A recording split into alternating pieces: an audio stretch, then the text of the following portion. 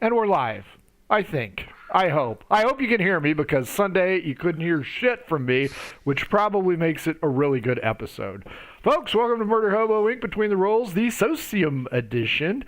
This is our pet project where we, the DMs, have gotten together, picked out nations on a map, and started to go ahead and fill it out. So in December, we're going to go ahead and get you some adventures in Socium.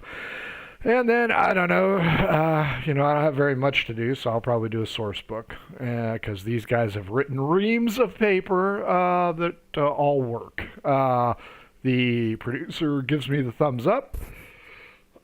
That means you guys can hear me. Lucky you bastards. Hey, let's do the rigmarole first. Follow us on Twitter, at mhoboinc. You can email us if you ever want to join in a game or a project, mhoboinc@gmail.com. You can yap along with the others in the Discord, tinyurl.com/mhoboinc Discord. You can pick up our cool shit. Very nice swag. T-shirts are on sale for $15 right now, and I think everything else is on sale. Don't quote me on that, but yeah, that's what it is. Never buy our stuff wholesale. You know, get a discount. That's available, and of course, if you need to do math rocks, much like the Cred campaign, which is the worst campaign we have on Murder Hobo Inc., because they can't roll above a 5 and they suck. But you can hit up at Pirate Dog Dice for some really cool new dice. And of course, if your game stinks, unlike ours, our games, except for Cred, Jesus, smell like success. It's amazing success. And you yourself can get over 60 different scents of adventure scents at oddfishgames.com. That makes a lot of sense for the wordplay. Oddfishgames.com is also wrapping up a very cool Kickstarter. I believe tonight, I think it still has a few hours to go. I'm not sure. They also do something called the Shine System, which means you can use it to write gooder than me, which is a low bar given.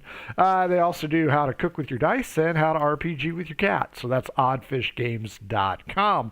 Folks, we, the first 4 DMs of this month, are going to discuss magical items that can be found in the realms of Socium. So let's introduce you to our DMs first. We'll go with Jeff in position 1. Who are you? Tell us about yourself. Hey, I'm Jeff. I'm doing the 2 countries, Paradise and the great nation of Tar. And that is it. Short and sweet. You aren't even going to pitch Pillars of Jocularity? Well, fine. We'll let John do that. John, you're up now. Hey, my name's John. I'm a longtime DM from like the old school days. I am in the new and improved Pillars of Jocularity, which is every other Thursday. Although this Thursday we're going to play an extra session in between, so it'll be 2 more. And I am Darius in that, who's a rogue. And as far as Socium, I do 2 countries. One is Jujulore. I get them all mixed up. Jujulore, and the other one is Humany. Humany is the nicest country, if you're human. If you're human. Nicely done. Last but certainly not least, Jason. Jason, I'm on the Sunday campaign, the one with the 400th episode that no one could hear. Well, they heard you guys, just not me.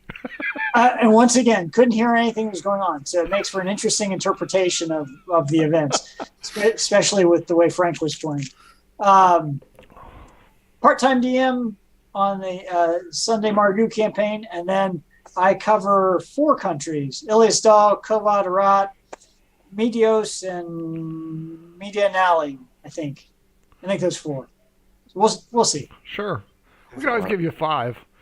At this point, go ahead. Just throw another one. Why not? Who cares? It's not hurting anybody.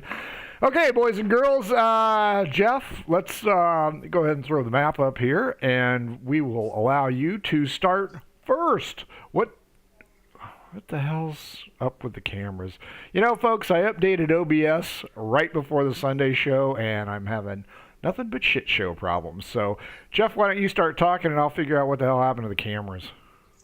All right, so we're going to do the Great Nation of Tar, and this artifact is actually in the Silver Mountains, where the Citadel of Internal Wisdom is. And what we have is a book of knowledge. But this is not only ordinary book. This is a book that can eat other books and be able to gain that knowledge.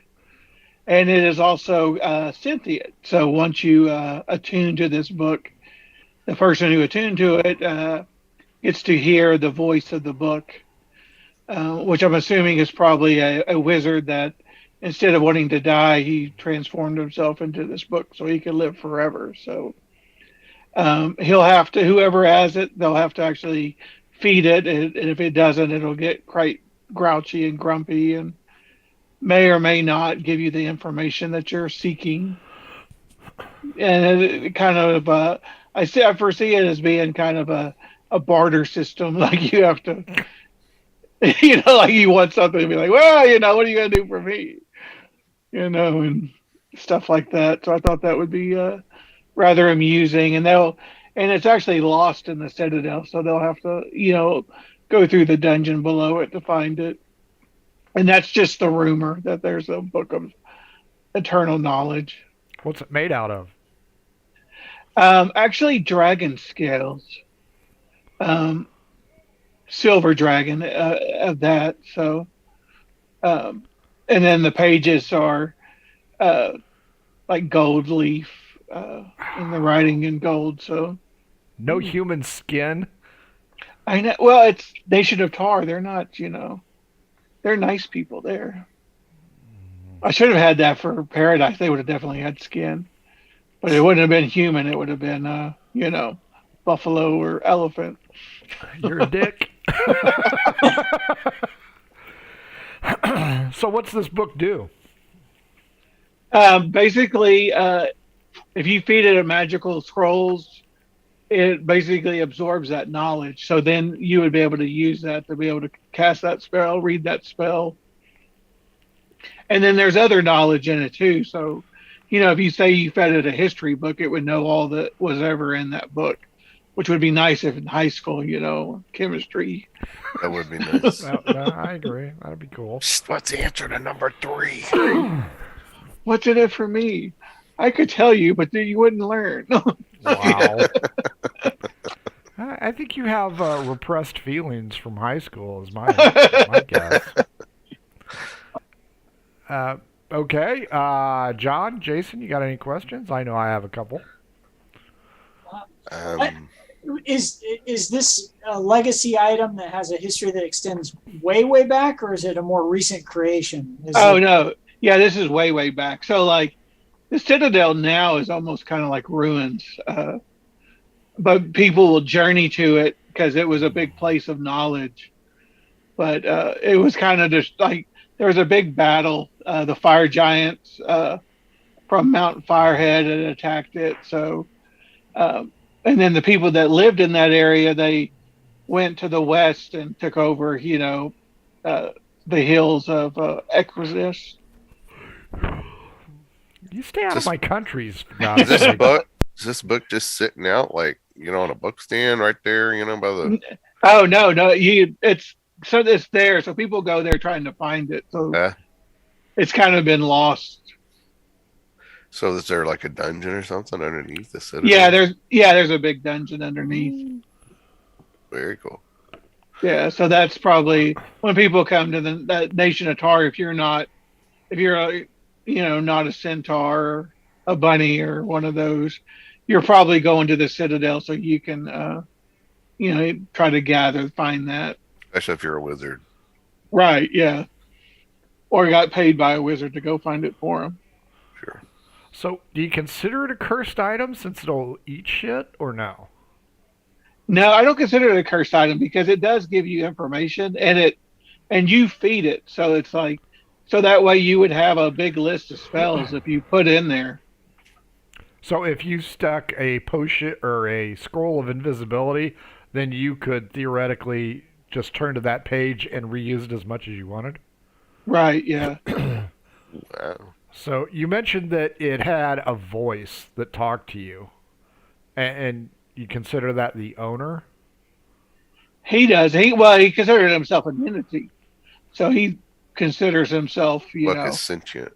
yeah, like It's like sentient. it's like an NPC. Right. Okay. But is the voice? Is it actually an animated object, or is it a creature that is bound to the book? Good The way question. that is a good question. See, I took it as like probably some wizard who died. Like instead of dying, he put his soul into this book. I don't know if that would be I wouldn't consider that. Some kind of undead, possibly. Yeah, like a phylactery for like a lich, Hmm. or Oh yeah. what'd they call it in Harry Potter? Horcrux. Horcrux. Horcrux. Horcrux. Is Yeah. that what they call it? Yeah. I don't know. Harry Potter sucks so much. It just really did so much damage to actual language and mythology. No offense, Harry Potter fans. But Now, yeah, you aren't getting the hate mail from them now. I have to listen to that shit in the message boards. If you want, it's at gonna Dungeon get Master banned at from Murder YouTube Hobo. Oh, nice. What that it on that one, Jeff? well, and I was gonna say too. I thought it would be kind of funny is it can form itself teeth. That's how it eats. So it could also bite. Bite people. Yeah, it could bite the owner. Like if That's you're nice. not feeding it fast enough, you left it too long. You get pissed off and he bites Yeah. you. Bites you. Sounds like my dog. One last question: Does it actively try to influence the world, or does it just respond? Well, it talks to the person that attunes to it, so they could, it could communicate, and it'll tell it like if it's hungry, feed me, I'm hungry. But it's not trying to. All it wants to really do is gain knowledge. So it's Okay. Not so that's its main goal. So like maybe if it, I don't know if it could sense. There's like maybe it sees some books, and then it's like, oh yeah, go get those books. I need those books. Now, does it physically grow, or does it remain constant? Yeah, I would say it remains constant.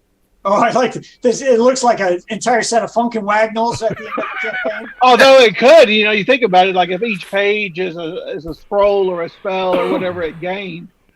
It would get huge though. Yeah, that's true. Now, if you give it a joke book, does it respond? That would be freaking hilarious. It's hilarious. It's a good idea. I'm thinking snappy answers to stupid questions from the old Mad magazine. Or he like gets on a kick on knock knock jokes. Oh my God. Knock knock. Or puns. Oh my God. That would drive players crazy. Wouldn't it? Player thinks really he's sending would. a spell out, and it has to answer a series of knock knock jokes. What is your quest? You're on a train that leaves Chicago. Oh my God. Fuck it. I'm not guessing the spell. Like you give it the Mensa quiz book, and And what's the name of the magic item, Jeff? It's just what did I call it? The Book of All Knowledge. That works. Yeah, there should be some other fancy word, but that's all I could come up with. The Librium of tutelage.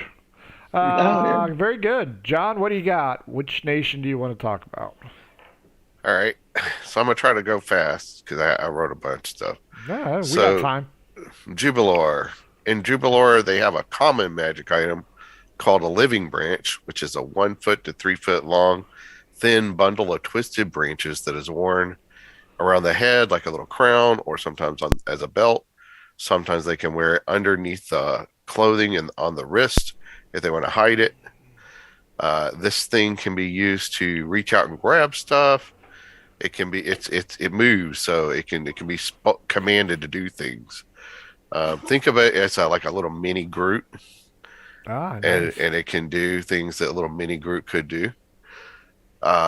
It can also form into a club or a stave, which works as a magical weapon, but no bonuses to it.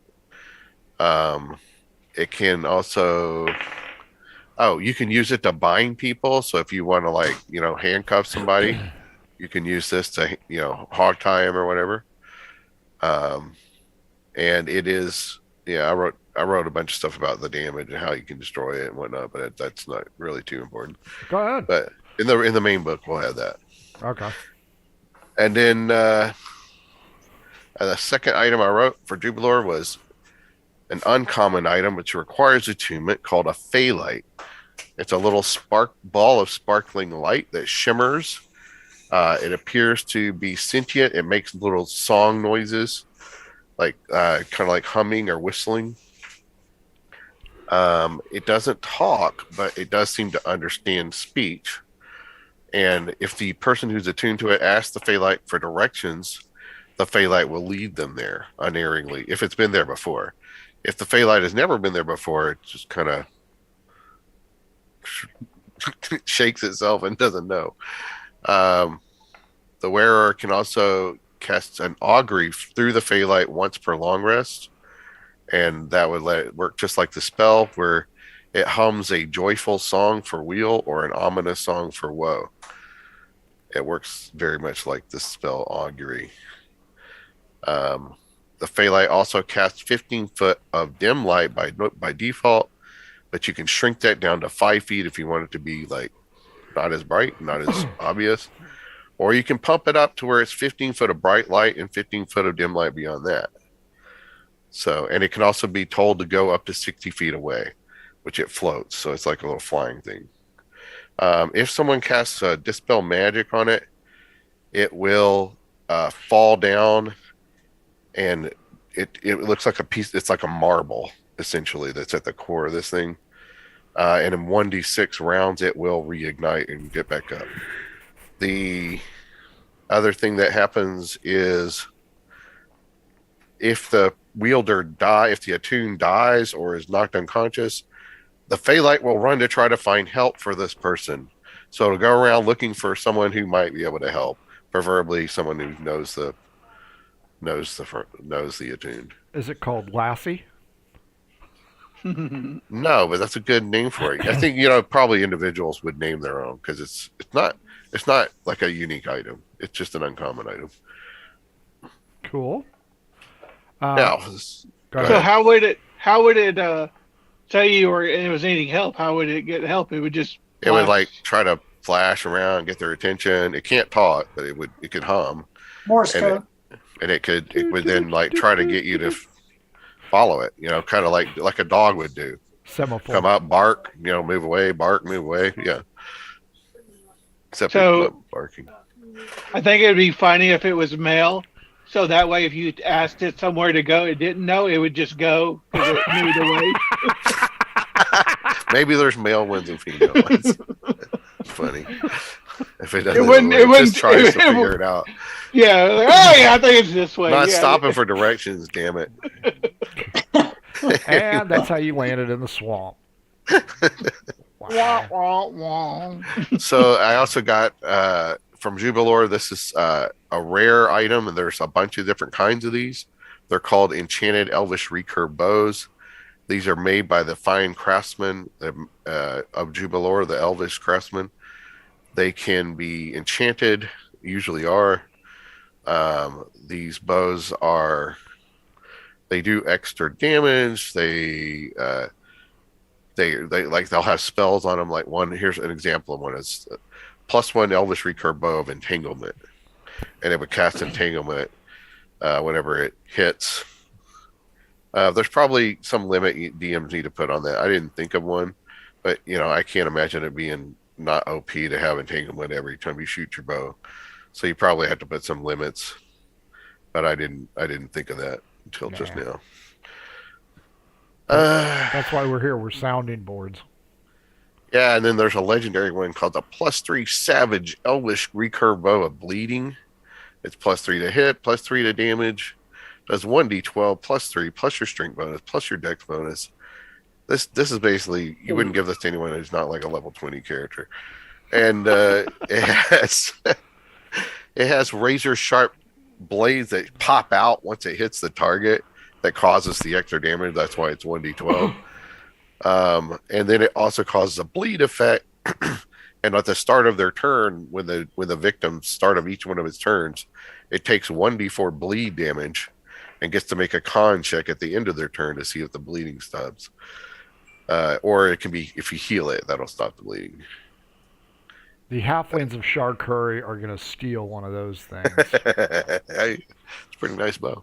Nice. The last thing I got is the whole. This is either a unique item or just a very, very rare item. It's called Horn of the Wild Hunt. It is crafted from a long curved sheep horn. Has a natural symbols of nature etched in the outer layer. The attune gets a +2 to their passive and active perception and stealth checks just by having the horn on them, if they're attuned to it. The attune also can blow the horn, and when it does, a woodland creature will be summoned and charmed by the magic of the horn to assist the attune. There's a chart I have from a D100 chart, and so for an example, you can get a swarm of squirrels, you can get a royal stag, you can get bats, alligator, bears, boars, you can get a forest nymph, you can get fawns, satyrs, brownies, a treant, a fey noble, a senior druid. Usually probably he'll be pissed when you summon him because he's like, what the hell am I doing here? And then the worst or the special encounter for this item is called the Wild Hunt itself. If you happen to roll a 98 to 100 on this, you will summon the Wild Hunt, who is led by the Huntsman. And the Huntsman is basically, he's like an elven top part of his body and with antlers, and then the back part of his body is deer. It's like a stag. And he has a bunch of entourage of other creatures that follow him that are fey-like creatures, and also just animals and awakened animals. Like 2 awakened bears are his main bodyguards. If he shows up, the Wild Huntsman, if you're in battle against something that's a threat to the forest or that he perceives as a threat to the nature, he will join the battle on your side. If you're in battle when he shows up and the person you're fighting doesn't seem to be against nature at all, it's just kind of a neutral, he'll just kind of sit back on the edges and kind of just watch until the entourage catch up, and he won't join the battle.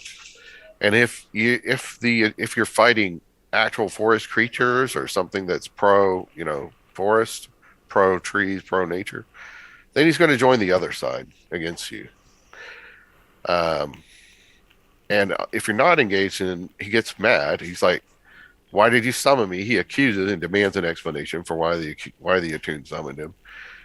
And they have to make a deception or persuasion check against his insight. And if they don't succeed on that roll, then he attacks them.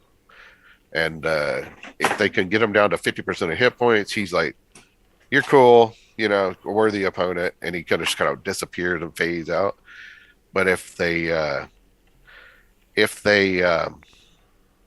get beat, they're gonna wake up later with they're all unconscious, like if it's a TPK. But there will be a little basket next to them with a bunch of good berries so they can heal. Because he's not vicious. But, you don't pick on him if you don't, He likes to beat people down, but he doesn't really necessarily want to kill them. Sounds like Unless they were doing something like burning trees, then he would probably kill them. So murder hobos. Yeah. Mm-hmm. I can see that. I have a bunch of stats for different them. CR levels. Yeah, you could try. He is like a Fey Lord, so good luck with that. No, I said he would enslave the person who called him. Oh, he might, yeah. He might go down to paradise. Jeff and Jason, questions for John? I like the idea that the huntsman leaves like a conciliatory basket after he beats your ass. He's like, "Oh, yeah. By the way, here you go. Here you go. I felt bad about kicking your ass. Felt bad. So. Well, he just wants to teach you a lesson." Did you guys see the Umbrella Academy this last season? Yes. The big guy, and he said, "Here is your ass." Jeff, questions for John? No, I liked it. In fact, I think Paradise needs to have that horn, but more in the shape of I do a not think what? Paradise needs that What? horn at all. As a water buffalo. Okay, I got a question on the first one, the bundle of twigs and sticks. Yeah, Remind me, was that a common magic item? it is. It's a fairly common. It's a living branch. So You'll are find it on most of the soldiers that are in the army of Jujulore. so are they always the same type of wood? It could be different kinds of wood, I suppose. Well, It'll probably be something related to the Jujulore forest. so I'm a halfling and I cross the lazy divide and I come upon a battle accidentally where all your guys got their shit pushed in. Would I recognize the fact that this little bundle of twigs around my neck or head or whatever would be of value, or how do if I take yeah. one off and I put it on my head, does it like Well- resize or? So it's magical. It will detect as magic, and you can attune to it. You would recognize that. Okay. So yeah, you would recognize it's magical, and anyway, it doesn't. It's not like restricted to elves or anything like that. Okay. That's cool. Other questions? Huntsman still sounds like a bitch. Jason. Let's start with Ilias Dal and Kovadarat to the north, since you're there already. So this is, I have a specific magic item, but I want to talk about the class of magic items in this area. Keep in mind, this is a very heavy administrative state that is governed. The titular head of the state is an undead king that's been around forever and is the head of the religious organization of the state. So common magic items, low-level cantrip type things written on charms called Kona, are readily accessible to anyone with money. You just pay the fee to the local temple. They'll give you the little thing. It looks like a fortune cookie. You take it back, crack it open, read the charm, and cast the cantrip. So it's very, very common to have these low-level magic items. However, given the nature of the ruling class, uncommon magic items, some among the administrative state, still available, but really these other ones almost exclusively in the hands of the gentry of the country or their favored champion or others that are in their current favor. So the average person or travelers moving through it'd be very rare that they would have anything of a substantial magical nature. And the other thing to keep in mind is, again, it's an undead evil lich who's in charge of the country, who has a secret service that patrols and all these other rumors that exist. So a lot of these better magic items are clearly cursed. There's no middle ground. There's always something. So, for instance, one of the magic items for Ilias Dal is a famous greatsword with all the things and trappings that you would expect of a famous magical greatsword. It's known to cut through armor like it's paper thin, and et cetera, et cetera. So in game mechanic terms, it's +2/+3 greatsword. But it's famous because of two things. One, the hilt is shaped like a human male with its arms outstretched, almost like it's been crucified, made of ivory. And the blade itself is broken. So picture this anime-looking monster hunter greatsword with the end snapped off. And the greatsword's called Lady Sari's Lover. And so, again, it cuts through anything. Even though the end's broken, it's still functional, and the champion that bears it obviously has it. The curse that goes along with it, because Lady Sari, the rumor goes that Lady Sari actually transformed her lover into this greatsword after discovering that he was having an affair with one of her retainers. And so now you've got this cursed greatsword, and whoever bears it literally can never put it down. Whatever hand is holding it, they will hold it until they die. And so you see whoever has the greatsword walking along, dragging it behind them in their hand. And they're essentially become one-handed because they can no longer use the hand that's bearing the sword for anything else. It will always bear the greatsword. So you've got this all-powerful artifact, not quite as bloodthirsty as the rending, swift arch bow of the elf, whatever John had, but this really powerful artifact with this one minor problem. You're now essentially one-handed. So that's an example of the kind of artifact, magical item you'd find Ilias Dal Kovadarat. aside from the Kona, the little charm cantrips that you can purchase from a temple, including most level 1 spells, cleric or wizard. Either of those would probably be readily available as well as a Kona, but that's the type of thing you would get in Korvar Urat. So, questions? Is the sword broken because he's a cheater? Yes, and that's not the only part of the sword that's broken. It was anatomically correct at one time. Nice. So this sword is the blade itself. Is it like a mystical energy type blade that does the cutting, or are they cutting with just the edge of the broken edge? To watch the sword in action, there doesn't appear to be anything mystical occurring other than an incredibly sharp blade that seems to cut through. There's no like energy field enveloping it. Okay, so it's not like, even though it's broken off, you're just cutting with the jagged edge of the broken piece. Yep, but there's clearly some magic at work because it cuts so well, and there may be some other minor traits associated with the sword that's not readily apparent to the bearer. Cool. Jeff? I know I don't have anything. I like that though. Good thing that it's not anatomically correct, because I guess if it's all a young lady, it would be poking you in your hand, and be like. It'd be a whole different kind of episode, right? There would be harassment charges against Lady Sorry, and or the human could be flat. So is there any way to get rid of this damn thing once you take a grasp of it? Well, dying would certainly do it. Anything else? I'd really like Cut option B. Or cut your hand off, right? How about option C? Cut your hand off. I mean, those are the obvious ones. It's a really cursed item. No question that it was intended for a purpose. And, again, the myth follows along to whoever is given it. One of the 19 houses in Ilias Dal had possession and does bequeath it to individuals theoretically as a reward, but it's really not. Would that be the House of Moyle? Yes. So discount. So on your fortune cookies, do they sell those readily to people, tourists or? These come from the shrines and temples, so they will readily sell them to whoever can produce the gold.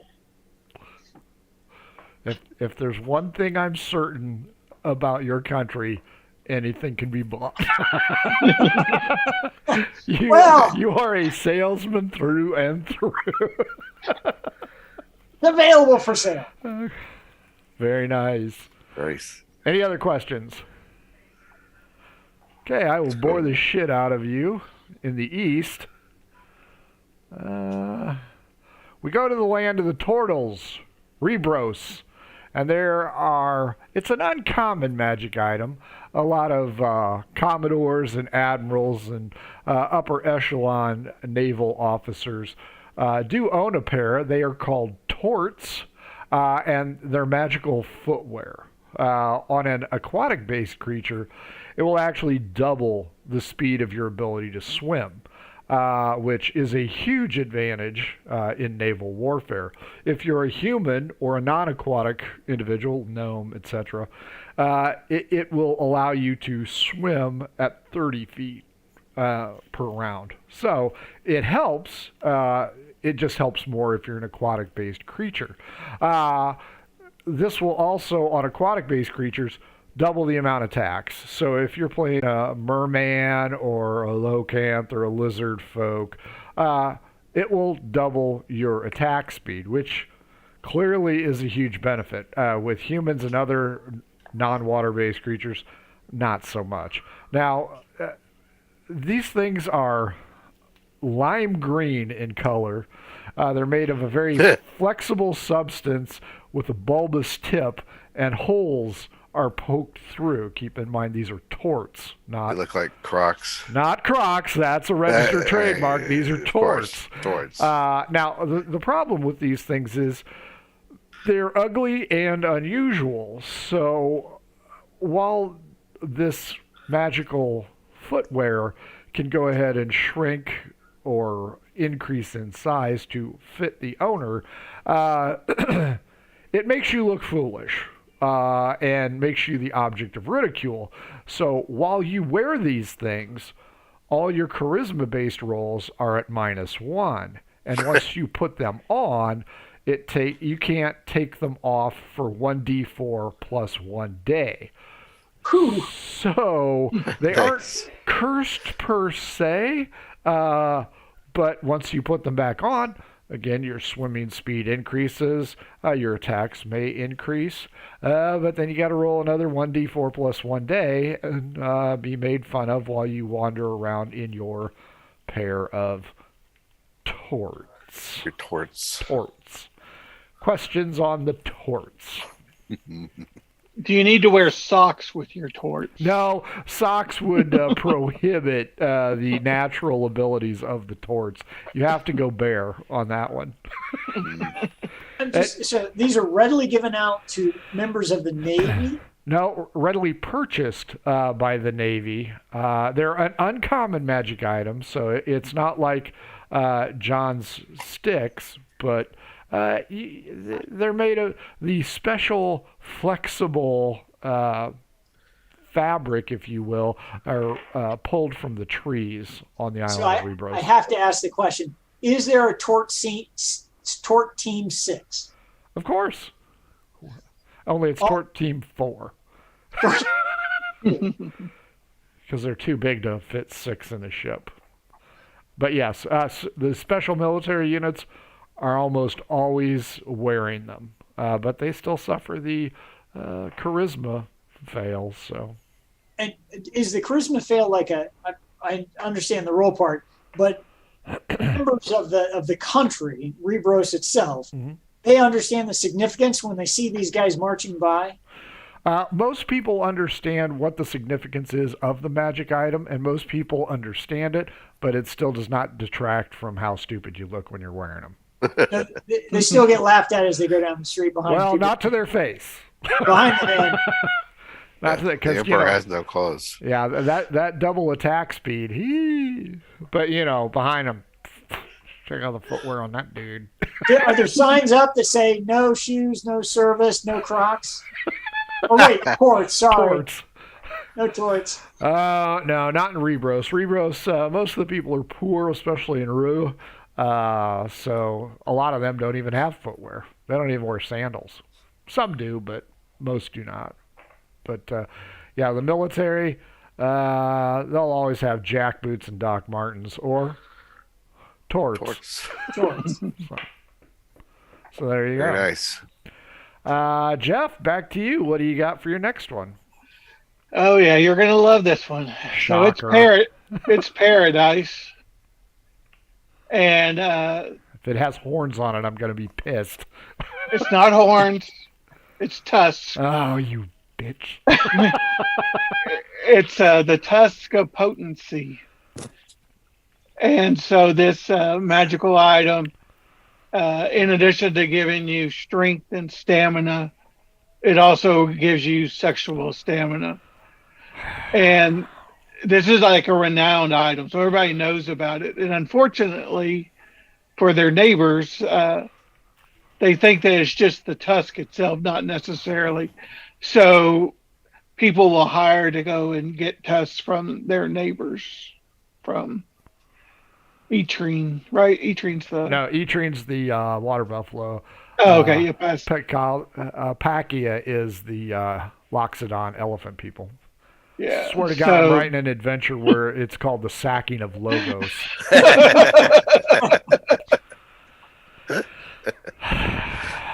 Always picking on my people. Well, they're finger licking good.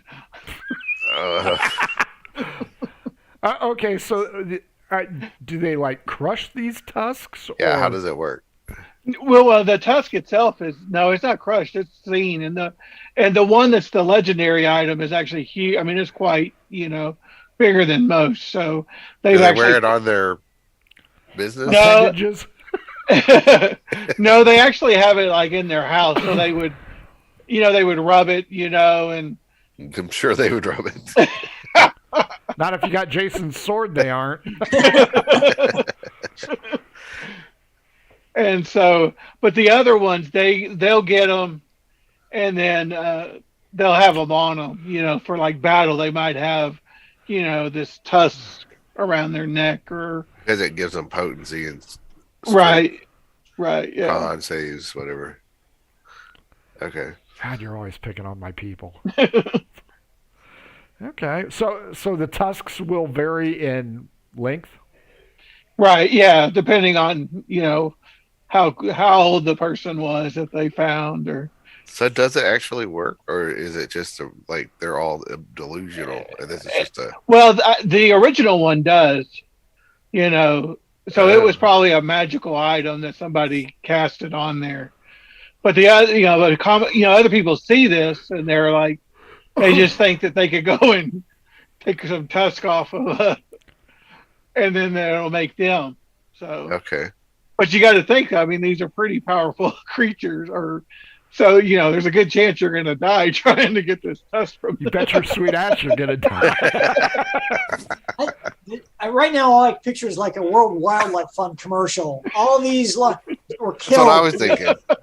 And I was Sarah thinking of that. McLachlan singing it.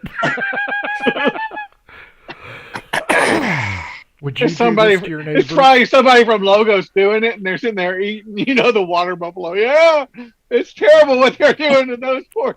I am so sacking your city. I swear to God, that's what it's going to be. The infiltration of Logos. And I'm going to burn. I'm going to hire only our finest murder hobos because I know Frank will go in and burn it. Ernie will burn it. I'm burning that city to the ground. Well, and you'll also have, but now my brain just died. Carol, because she hates the whole Yeah, slavery. she'll definitely outburn it. I'll just turn them all loose on you. That's why they have really good walls. You're gonna need them. I'm gonna get a sapper, or little Frankie. I'll let him use his charm and persuasion techniques to get Be a into diplomat. That's right.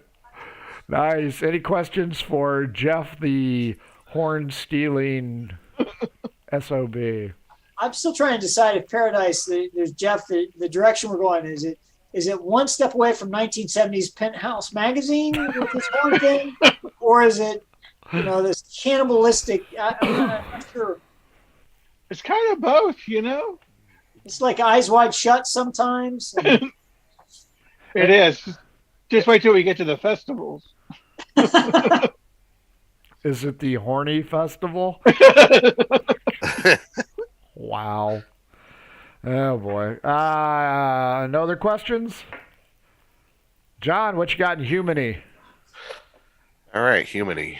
Let me see my notes here. Okay. So one thing that I did was an artifact called which requires attunement. There's only one of these. It's called the Cross of Ig. It is rumored to be the very cross that Saint Ig wore when he was immortal, and it has now also been elevated into a divine status, the artifact itself. The attune can use the following abilities, but only once per action, and it has a long laundry list of spells. Things like Detect Lycanthropes, Detect Evil, Magic, True Sight, Daylight, Bless, Cure Wounds, Remove Curse. So it's basically like a cleric on a stick. Well, it's a cross, so that's pretty much not real. I didn't have anything real interesting about it. I'm thinking about adding some curse part to it, but I haven't thought of anything up yet. Something like probably giving you a martyr syndrome is what I'm kind of thinking. The more you use it, the more cumulative. Well, the more you're willing to kill yourself for a cause, because that was the whole thing with Ig.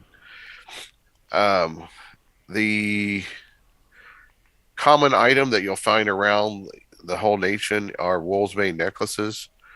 These are enchanted necklaces of wolfsbane root and other herbs that ward off lycanthropes. They give any lycanthrope disadvantage to attack or skill checked against the wearer. There's an uncommon item called humanized weapons. This could be any type of weapon. If the weapon is humanized, it'll have a +1 to it to hit and damage. It has disadvantage if attacking a human. If you're attacking, if there's a non-human within 15 feet of it, it starts to glow red. Let's see what else. You got a thing with the boogeyman over there. Well, they're very paranoid because of the world they came from. They were hunted. So it does not Humanity's detect. made up of Wesley Snipes. Maybe. The weapons do not detect things that are not living, such as undead constructs, stuff like that. It only detects living non-human creatures. There's something you can add to the humanized weapons called a foe slayer humanized weapon. Foe slayer, it just basically means it's gotten even more potent enchantments on it, and it will actually, you can call out a specific type when it's being built. You can say this one needs to kill werewolves real good. So if it's like a werewolf, if it's a wolf slayer, it'll kill wolves or werewolves or anything like a wolf in it. It'll do an extra dice of damage depending on how much rarity it is and how high of an enchantment it was. So you won't see a lot of these. These are rare. So, but you will see very high up people in the humanity military might have it, or real experienced adventurers that are from humanity might have it. Or slavers from paradise that have stolen it from a dead body. They wouldn't sell it. They would probably buy one or trade. No, you probably have a hard time getting these. We'll give you 4 humans for. They'll think about it. We'll give you 4 Etrine. 4 humans. So there's foe slayer ones. Like there's a centaur slayer, great axe, etc. They really like the ones that go against the tar people. Me too. Those are popular. There's a very rare item that requires attunement called Cloak of Disguise. This basically works like a hat of disguise, but it's even better. As a bonus action, you can cast Disguise Self. It has an unlimited number of uses. It also will hide your alignment. It'll let you choose alignment to detect as, in case you want to detect as one of the humans with maybe neutral evil, or lawful evil, whatever they are. The only thing that can see through this thing is like a true seeing spell or something of that power. You can try to see through it. Like if you suspect something weird's going on, you can attempt to make an insight check against it. You'll have a disadvantage unless. So the one thing about it that makes it not quite as powerful is that somewhere on the cloak there has to be a face of it's like a demon face. It looks sort of like Carnage or what's the other guy from Marvel? Venom, yeah. So it'll look like that somewhere on the cloak. It's normally in the back of the cloak if it's normal, if it's not in like a shape-shifted form. But the cloak itself can change shape too. So, but no matter what the cloak changes shape into, it has to be on the body and it has to have that symbol somewhere on it. So if you know about that, like let's say you know about this existence of these things and you know about what to look for, you're not at a disadvantage when you try to do insight to see if it's someone wearing it. They have a thing called a shock rod, which are uncommon. 5-foot long rod delivers a numbing shot, DC 15 con save, or be stunned for 1d6 rounds. Plus take 2d4 plus 3 non-lethal damage. Half damage if you make your save and you're not stunned. Armor doesn't help. Does armor hurt? It doesn't hurt. Okay. Single target per attack. Creature with multiple attacks can use multiple shocks. the human slave owners in Humany will use these to keep non-human slaves docile and compliant. They have a nickname called Zappers, as in, you centaurs best get back in line or you'll get the Zapper. I think you just made a sale with Jeff at Paradise.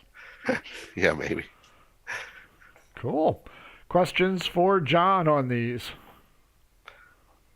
I just want to point out, I don't have a question, John, but I was informed that some members of Iliasdal Trade Union have actually filed for trademark on cleric on a stick.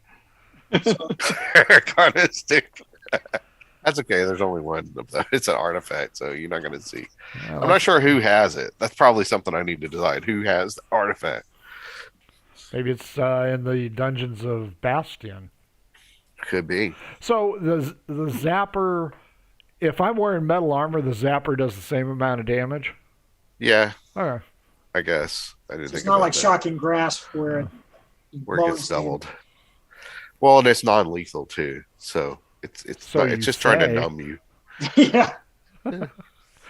Everything's not lethal until you roll way too high or way too low. Cool.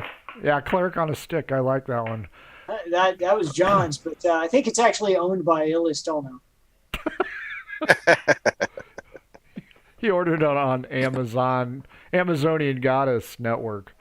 Jason, take us home. Which country do you want? Let's go far south, Meriden Alley. All the way down the swamplands. Yeah. So this, there is a creature that is rarely seen in the jungles of Meriden Alley that is known, it's a magical creature, and it is known that for the right lucky person, you can attune to the creature, and the creature can then become, subject to your will, much like darn it, what's magician have? The Rabbit? rabbit, yeah, The Apprentice? no, the other one, the Familiar. thank you, familiar. So you can tune to it, and it would act almost like a familiar for you. So people have heard it crashing through the jungle. It's quite large, but it's rarely spotted because it's known to have a ferocious disposition, and it rages. So it is known as the Caridin devil snail. So it's a 10-foot tall snail that suffers from berserking constantly. And it has a hard shell, so it's very resistant to damage. But unfortunately, the only drawback is it still only moves at 5 feet per round. So it can berserk a lot, but unless you're really stupid, it's not going to catch you. So, but if you want to attune to the devil snail, there may be other benefits to having a familiar, such a monstrous creature that storms through the jungle, raging away. Does it have acid spittle? Well, there is rumor that it does spit fireballs. Nice. Like real fireballs? Yeah, like real fireballs. Oh, And its slime trail may be slightly acidic. Nice. Nice. Caridin devil snail. Can you Available use it as at a your mount? local. It does have a mouth. And No, it's got no, the- mount. Can you use it as a Mount. mount? Well, it doesn't deal well. And while I said you can attune it as a familiar, I didn't say it would like you. Okay. Fair. So it's berserking and suffers from the same drawback that any berserker would, that in the absence of an enemy within reach, it just swings at whoever's by. So it's an 80-year-old man with a shell. Pretty close. Get off my lawn! Now, what about salt? Does salt do damage to it? It may be vulnerable to salt damage, so you can't take it out to sea. What's the shell worth? Well, if you're thinking you're going to get the shell off, it may have a shell that's enchanted. I take this from a more recent campaign where it bounces all spells cast at it back at the caster. Nice. Flail Nice. snail. Well, I know a certain dragonborn who is need a new shell. He's outgrown his current shell. Just to move on. I wasn't. I didn't even think about that direction, but yes, we'll have to tell Frankie that he's outgrown his current shell and needs to find a bigger one. Oh, he'll be pissed. So, how many of these things are there, Well, there's or is it only manifested? one that anyone knows of. Okay. So it's a rare creature, or I'm not going to say legendary, but it's unique. That's cool. Although there could be a bunch, but they only move 5 feet. So if you see one 30 miles away, it's probably another one. Once you kill this one, another one's going to get pissed off, so he's going to start chasing after you. And in 4 years, he's beaten you to death. I was going to say, by the time the snail gets to you, it's actually killing your great-grandchildren. It's not actually killing you. What's that old joke about the snail trying to get in, and the guy kicks the snail out of his house, and 15 years later, he sees the snail on the step, and he's like, "What the hell was that about?" I forget which one that is. Check that magical book. I'm sure it has that knowledge. That's pretty good. Questions for Jason? So how do you attune to it? You just see it and You have to get close to it and touch it. You have to get close to it. You have to do a Vulcan mind meld with that thing. do some little sweet love to the snail. Sweet love. It's actually like one of those mechanical bull situations. You have to get onto it and stay on it long enough, and then you'll be attuned to it. Gotcha. 10 minutes on top of that snail wailing on you. He was just trying to take that snail over the fence. Wow. Until it fireballs your ass. Now, how long does the snail trail remain acidic? I mean, can you follow this thing? Well, I haven't thought through how long it remains acidic. Most folks have gone to find the snail. It only moves 5 feet around, so the trail's not usually that long. I'm thinking probably a couple of hours where it remains acidic, and then it'll fade away. That'll work. Cool. Cool. 2 minutes to go. I'll throw one out. Which one should I do? The Stone of Food Finding. There are many myths surrounding the high peaks of the Carpathian Mountains. This would be in Osmana. Right here, the forest gnomes.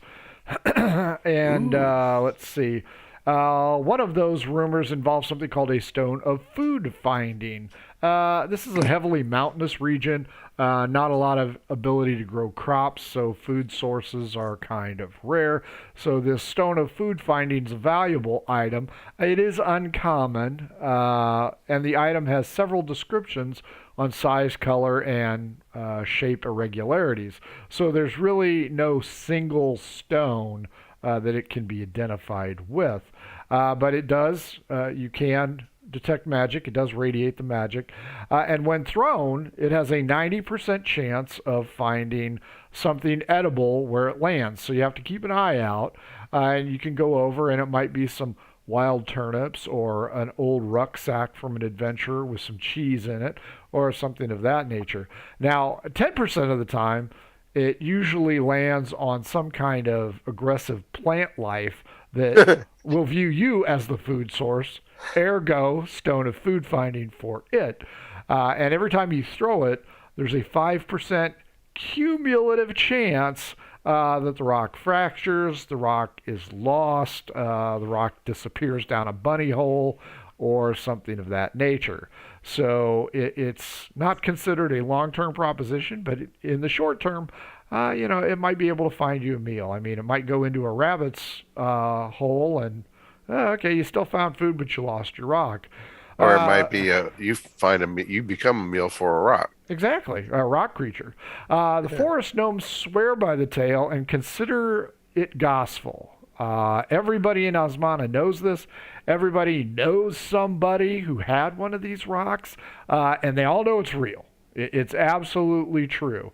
There are also rumors that the magical rock can be hidden in a tree, held by a creature, rolling down a hill for no apparent reason, and that's how you would come by these things. And the other rumor that has not been completely proven is that if you build a special little nest for this rock and you take care of it, it can remove the 5% chance of losing it. But you have to care for this rock. You have to feed this rock. You have to stroke this rock. And if you weren't from the 70s, you don't understand what this means. But outside, the outsiders who have visited Osmana consider the idea of keeping a pet rock preposterous. But nonetheless, Osmanians swear by it. Questions about the pet rock? It's cool. The funny thing is if it's rolling down the hill and you catch it, more than likely somebody was throwing it looking for And you're the food. And that hey, look what I found! everything is a food source for everything else. Well, that's what I'm just wondering if these Osmanians throw that rock and it hits another sentient creature, do they go, well, apparently you're out of it. We're having bear for dinner. Well, that's what happened in Paradise. They had one of those rocks. It hit the water buffalo. Next thing you know, everybody's in chains and we're all eating high on the hog or the atrine, as the case may be. Well, you know what? Sentient creatures are often good eating, especially if they're puffy. Tastes like chicken. That's right. I see the whole mythology that rises out of this. Well, the gods threw a rock, and that's what made it okay to eat this other sentient creature. That's right. Because there's only two gods in Osmana, and they're brothers. So there was a dare or a bet at some point in time. I bet you won't eat that. Whatever I hit with this, I bet you won't eat it. And hence the Lord of the Tree Bark was born. Folks, there you go. We could talk about this crap for hours because Socium is something special. As you will know when you meet the infiltration of Logos in December, and we burn that shit to the ground. Thanks for joining us. Don't forget to follow us on Twitter at mhoboinc. Email us, mhoboinc@gmail. Discord, tinyurl.com/mhoboincdiscord. You can buy our cool crap. Shirts are on sale. Everything else is on sale. I think shirts are $15. Those are the regular shirts. I highly recommend the extra soft ones. They're very nice. If you're in the mood for new math rocks, go on over to Twitter at Pirate Dog Dice. They're getting caught up. Should have a bigger inventory here soon, but they also do customized ones. And if your game stinks, unlike Socium smells like freaking books that eat other books. You can try some Adventure Sense by oddfishgames.com, over 60 cents. Remember, Between the Rolls, episode 99, 35-minute mark, Kyle nearly dies. It's hilarious because he huffs. Can't even remember the words. Public safety announcement. Do not huff Adventure Sense. That comes from oddfishgames.com and myself. If you want to know why, BTR 99, 35 minutes in. It is hilarious to watch him throw open the trash can. I don't know what it is. I'm a sadist, but that's funny. They also make several products, including the Radiance Project, which is Kickstarter, which might be over by now, but check that out. Folks, for all of us here at Murder Hobo Inc., we appreciate you joining us.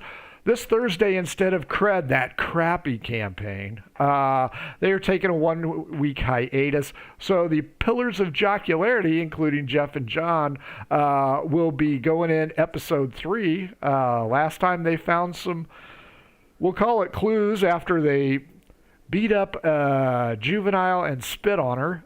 Yeah. Still a Murder Hobo line, folks. We've got that. Saturday, we've got Calamity. They have been given Schwinn tandem bikes to get the hell out of Yor, as the halflings are tired of them.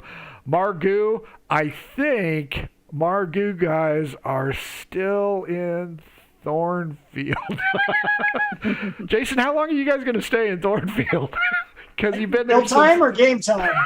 well, you've been there since I went to Minnesota, and that was when my first father I died. retire in 5 years, so I think we'll complete our week about 6 years from now. But you'll have the There you cool go. clothes. So there you That's all that go. matters. So full slate. Thursday, Pillars of Jocularity. Saturday, Calamity. Sunday, Margu. Folks, hopefully I have fixed the freaking OSB or OBS update. But you know what? Margu, these guys are funnier than I am, so I don't mind one bit. Frank, I just checked. Oddfish Games Kickstarter is still going. If I found the right one, 11 hours to go. 39,000 is what they've raised on a $9,000 goal. So Yeah. they've Wow. done incredibly well. Yeah, that's it's something special. So take a look at it. I think they've unlocked all of their stretch goals. Even they have really kicked ass again. So, gents, let's blow them a kiss and get the hell out of Dodge. Mwah! Bye, everybody. Where's that impotence horn?